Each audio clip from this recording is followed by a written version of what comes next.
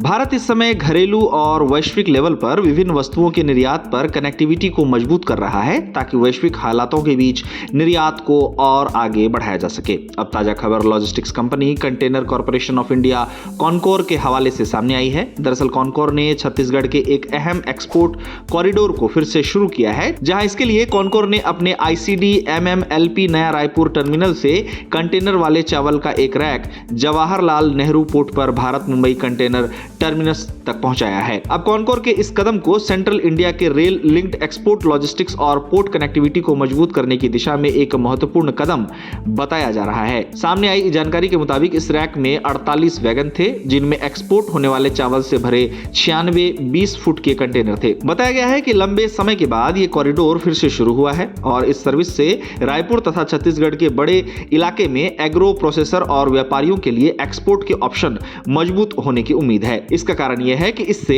West coast पर भारत के सबसे बड़े कंटेनर गेटवे तक सीधा रेल रूट मिलेगा। बताया जा रहा है कि इस कॉरिडोर के खुलने से निर्यातकों के लिए JNPT पर BMCT के जरिए ग्लोबल मार्केट तक पहुंचने का नया रास्ता खुलेगा, जिससे सप्लाई चेन की एफिशिएंसी बेहतर होगी। साथ ही इससे लॉजिस्टिक्स की दिक्कतों में कमी आ सकने की उम्मीद जताई गई है। इस कॉरिडोर के फिर से शुरू होने से चावल व्यापारियों को खासा उम्मीद है। उनका कहना है कि इससे उन्हें चावल के एक्सपोर्ट में खासा मदद मिलेगी और अन्य चिंताएं भी दूर होंगी। गौरतलब है कि छत्तीसगढ़ चावल के उत्पादन में देश के अग्रणी राज्यों में से एक है। छत्तीसगढ़ को चावल का कटोरा कहा जाता है। यहाँ चावल की खेती किसानों की आय में अहम भूमिका निभाने का कार्य करती है। छत्तीसगढ़ में सालाना चावल का उत्पादन लगभग 7.9 से 10.36 मिलियन टन के बीच होता है। छत्तीसगढ़ का रायपुर, बिलासपुर, दुर्ग और कांकेर राज्य के प्रमुख चावल उत्पादक जिलों में शामिल हैं। अब कॉनकोर ने छत्तीसगढ़ में एक अहम एक्सपोर्ट कॉरिडोर को फिर से जो शुरू किया है, इससे छत्तीसगढ़ के चावल निर्यात को और मजबूती मिलने की उम्मीद जताई जा रही है। जहां तक कॉनकोर की बात है तो भारतीय कंटेनर निगम लिमिटेड कॉनकोर